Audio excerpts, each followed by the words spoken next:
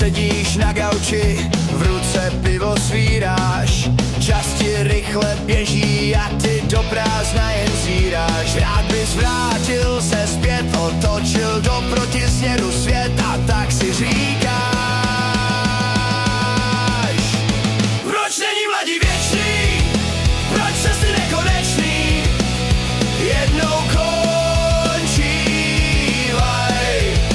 Proč vydáš se tak málo s lidmi, co tak dávno kamarádství na smrt přísahal?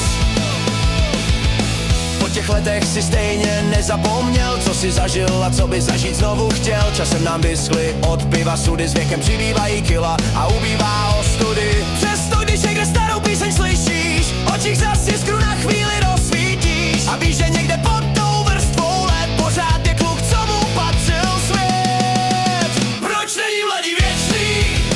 Proč cesty nekonečný jednou končívaj? Proč ty se ráno ztratí? Proč čas nám tiše krátí?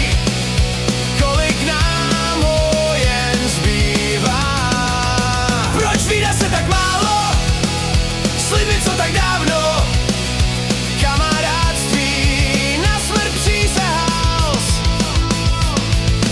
Život utíká zrychleným tempem, schody vycházíš jen s těžkým dechem. Mladí kluci vykají ti dobrý den. A tak si vzpomněl, jak si kdysi řádil, non-stop kalil, mladý holky vábil, v hospodě na stole zpívali jsme no ty vole, že nám to nevadí, že jsme najebaný.